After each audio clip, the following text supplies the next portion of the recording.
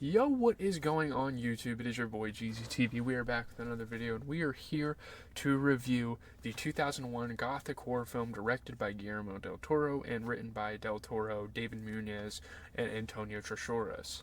We have The Devil's Backbone, or El Espinazo del Diablo.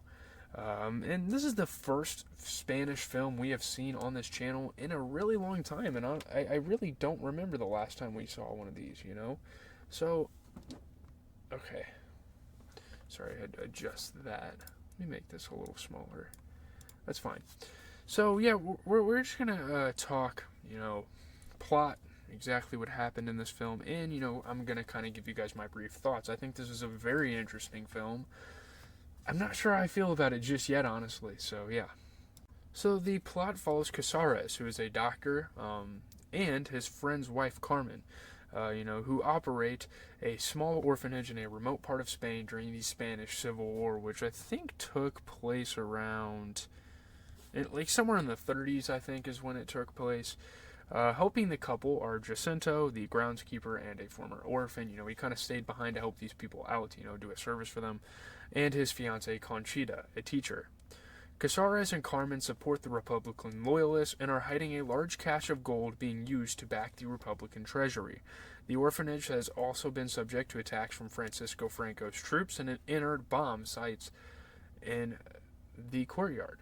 So this has a lot of history around it. I've never really watched a movie centered on the Spanish Civil War, so this is super duper interesting already, when I was watching this. And this whole time I wasn't really aware of the details. I saw this as another movie. But now I'm kind of realizing, hey, this is based on a kind of sort of true thing. I mean, obviously the things that happened and the specific locations, blah blah blah, are not exactly real. But one day, an orphan named Carlos, unaware his father has been killed, arrives with Ayala and Dominguez, two loyalists. So Casares and Carmen take Carlos in, and he soon strikes up a friendship with Jaime, the orphanage bully, as well as Galvez and Owl, with Carlos left devastated when he suddenly finds himself left behind at the orphanage. Obviously, they leave him, and they're driving like fucking Model Ts at this time. They leave him, and he's obviously super devastated, but he has to learn to fit in with these people. He has to kind of make some friends, and that's what he does. He makes friends with the most powerful kid, and that's the best thing you could possibly do to fit into this kind of new group of people with him. So, however, Carlos soon begins having visions of a mysterious entity and hears stories about a child named Santi who went missing on the day the bomb was dropped in the courtyard. So there's a lot of history behind this orphanage. There's a pretty unfortunate occurrence that happened, and yeah, now this little kid kind of doesn't terrorize them, but kind of haunts and kind of looks over this place. So on his first night at the orphanage, Carlos is dared by Jaime to sneak to the kitchen for water after curfew, and Carlos counters by daring Jaime to go with him. So, again, he's trying to kind of fit in, and, he's taking these dares, and he's like, okay, I'll do it, I want to be a big kid, I want to be a big boy, So, yeah, the boys reach the kitchen, but Jaime hurries out after filling his pitcher, leaving Carlos alone. So now there's obviously this suspense. We know we're watching a fucking horror movie, so we know that most likely something bad is going to happen. So Carlos hears a whisper telling him that many of you will die, which is obviously super fucking creepy. I mean, this is the first night he is at this place. He's very frightened. He rushes outside, but he is caught by Jacinto.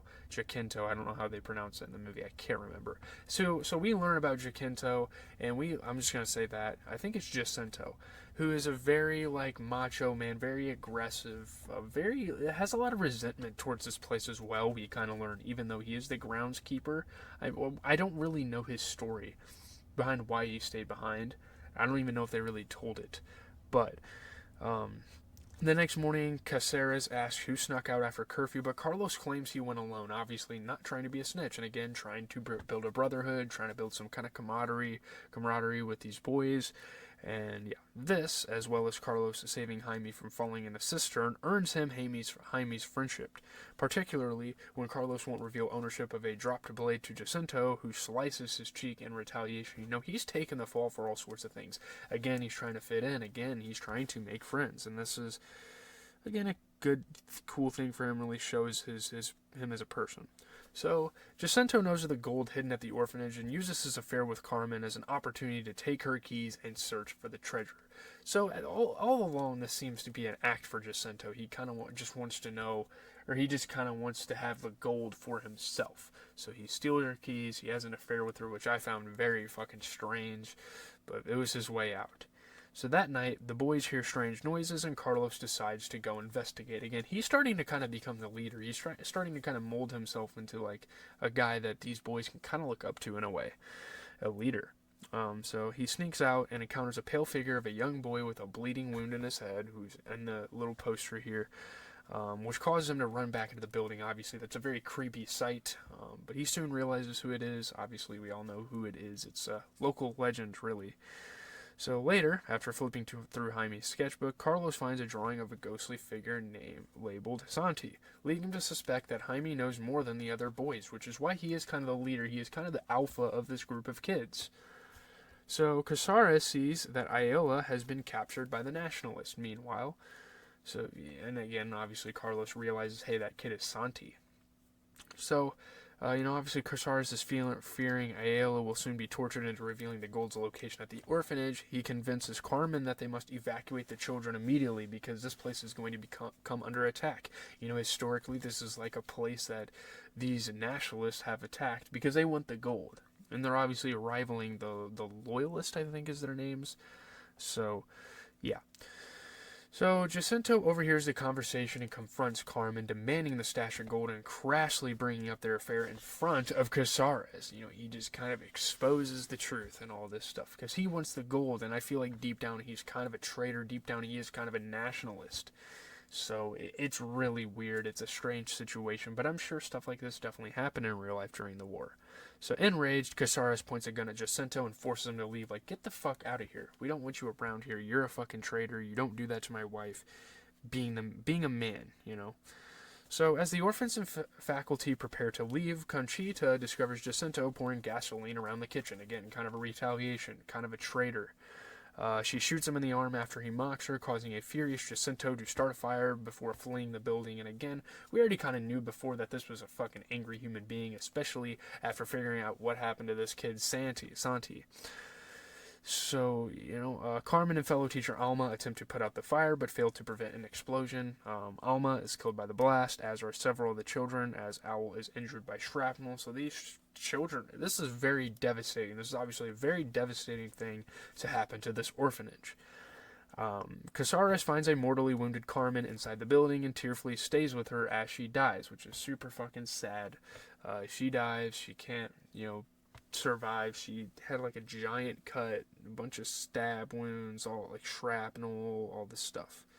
So Casares decides to remain in the charred orphanage with the surviving children, arming himself for Jacinto's return, while tending to those wounded orphans like Owl. So it does seem kind of like a selfish approach of Casares to kind of stay behind here.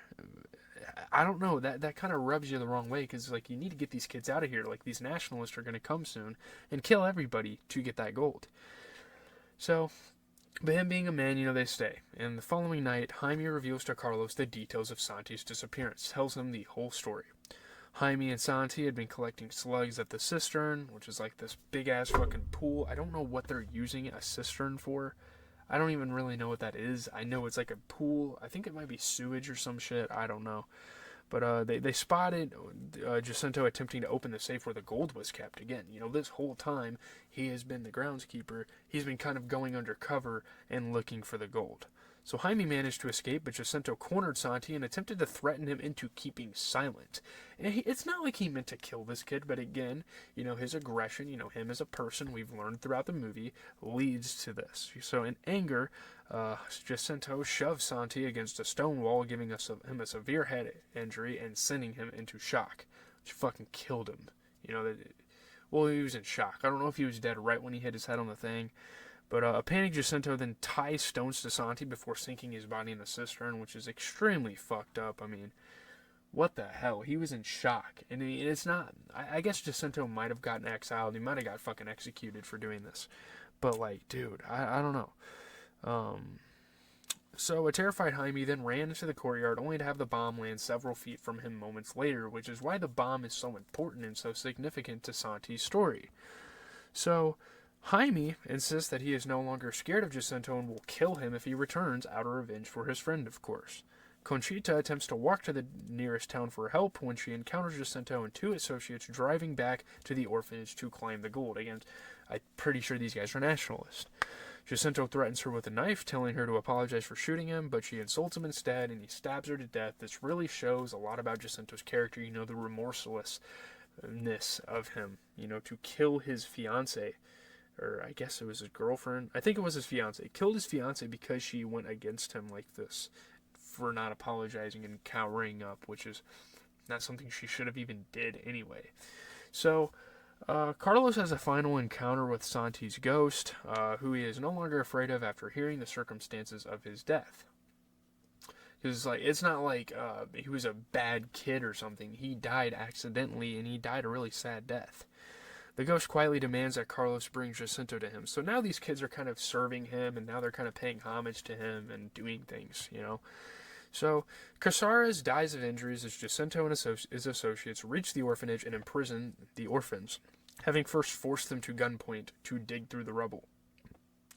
So while they search for the gold.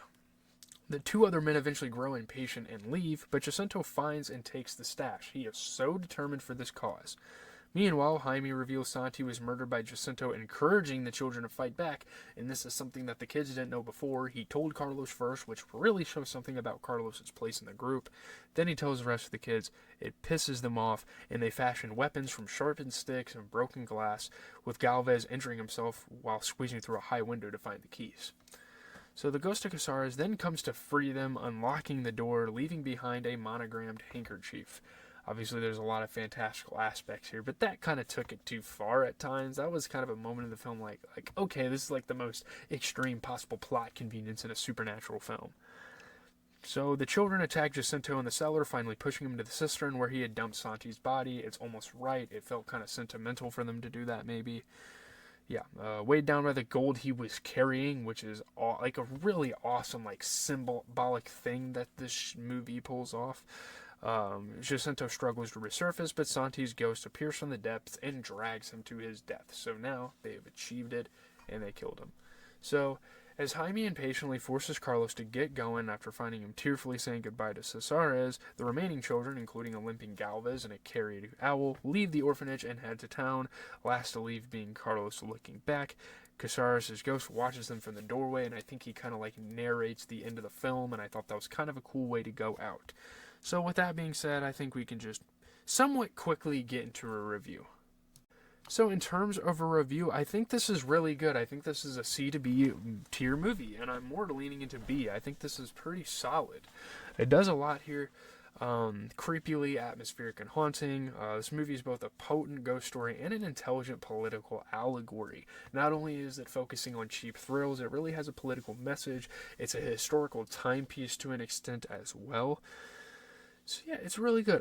Most people generally like it. I think it's pretty solid. I think there's the others. I can't. Yeah.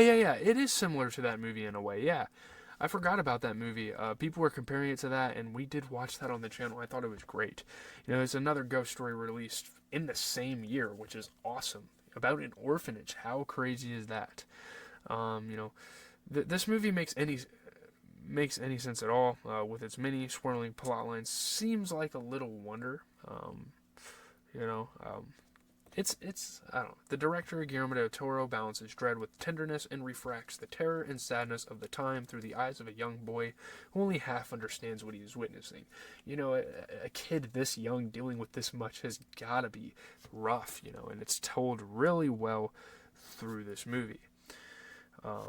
It's rich in texture, characterization, and themes. Besides being genuinely creepy, it is also surprisingly moving. It is quite probably, and this is not really a backhanded compliment, the saddest horror movie I've ever seen. It's really sad.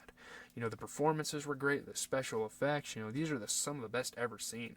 Easily matching work from the best U.S. facilities. In fact, in at least one way, they're even better.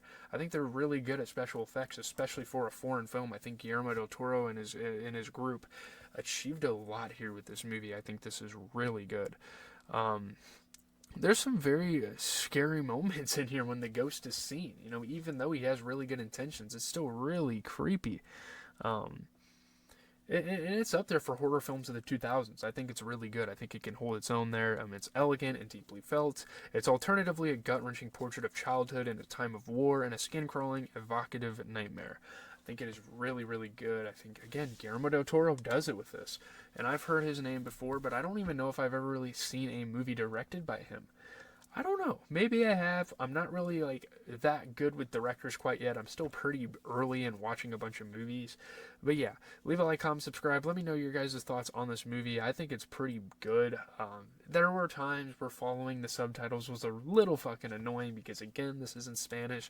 But I still enjoyed the story and the premise. I still think it has a very deep cutting, meaning to it. It has a deep cutting art to it. I think it is really awesome. You guys should check it out. I'm going to post this review and then record my other stuff, so peace.